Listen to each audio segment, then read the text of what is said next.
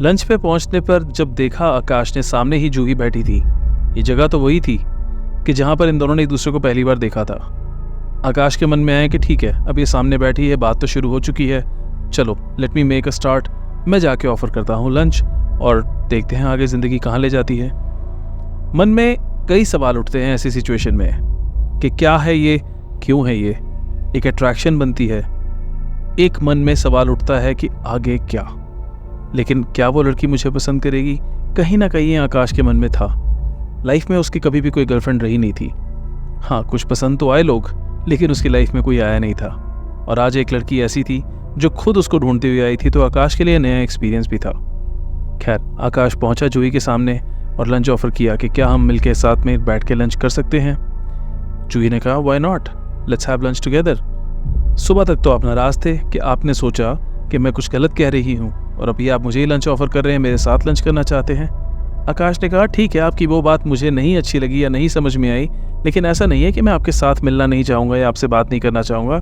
Let's find out each other, हम थोड़ा सा समझते हैं, एक दूसरे को जानते हैं, देखें आगे क्या होती है बात। क्या ये सच में एक बार दो बार का कोइंसिडेंस है या सच में ऐसा होता है, तो क्यों ना ट्राई करें। बैठे हुए बातें करते करते आकाश ने अपनी साइड की स्टोरी भी बताई कि वाकई में जूही भी जब जिस दिन से उसे दिखी है, आकाश की ज़िंदगी में भी सब चीज़ें अच्छी होने लग गई हैं। आकाश ने बोला कि मैं हैरान था, मैं सच में हैरान था कि जूही आप जब से मुझे दिखी हैं, कैसे मेरी ज़िंदगी में सब कुछ अच्छा और बेहतर होने लग गया है। जूही भी हंसने लगी कि ये सच नहीं हो सकता, ये तो मैंने आपको बोला था, आप मेरे साथ मजाक कर रहे हैं। आकाश ने कहा मजाक बिल्कुल नहीं है, ये बिल्कुल सच है कि वाकई में मेरे साथ ऐसा हुआ है। खैर, दोनों ने हंसते हंसते कुछ एक जोक्स शेयर किए, कुछ मजाक शेयर किया। लंच ख़त्म हुआ, अपने अपने रास्ते चले गए। आकाश ने जाते वक्त उससे पूछा कि आप क्या करती हैं, तो जूही ने बताया कि मैं यहाँ पास के कॉलेज में ही पढ़ती हूँ और मुझे ऐसे लगता है कि जैसे मेरे दिन ख़राब जा रहे थे, मेरे कोई मार्क्स अच्छे नहीं आ रहे थे, मुझे कोई स्टडीज़ अच्छी नहीं हो रही थी, मेरी कोई भी चीज़ें ठीक से बन नहीं रही थी, लेकिन आपके आते ही मुझे कई एकेडमीज़ में कई चीज़ों में पार्टिसिपेट करने को मिला। मुझे ऐसे मौके मिले जो मुझे कभी पहले मिले नहीं थे। मेरे कंपटीशन के लोग तो करते थे, लेकिन अब मुझे ऐसे लगता है कि जब से आप आए हैं वैसे ही मुझे थोड़ी रिकॉग्निशन मिलनी शुरू हो गई है, मुझे अप्रिसिएशन मिलनी शुरू हो गई है। मुझे ऐसे लगता है कि आप मेरे लिए बहुत लकी हैं। आकाश फिर वहाँ से हंसते हंसते सी ऑफ करके चला गया। अब बारी थी आकाश की। अब उसने देखा कि क्या ये लड़की ठीक कह रही है या गलत। आकाश ने उसे फॉलो किया। कॉलेज में गई लड़की, पीछे जाके फॉलो करते हुए देखा कि जूही बिल्कुल ठीक कह रही थी, वो उसी कॉलेज में ही पढ़ती थी। खैर, वहाँ से बाइक घुमा के आकाश अपने ऑफिस की तरफ वापस गया। थोड़ा सा लंच में ज़्यादा टाइम लगने की वजह से देर हो गई और उसके सीनियर से थोड़ी सी डांट भी पड़ी, लेकिन आकाश को सब मंजूर था क्योंकि उसकी ज़िंदगी में अब कुछ नया आया था। कुछ क्या, कोई नया आया था। ऐसे ही सिलसिला चलता रहा। कभी कभी आकाश जूही से मिलने के लिए फ़ोन करता, कभी जूही आकाश से मिलने के लिए फ़ोन करती। ऐसे ही मिलते रहे।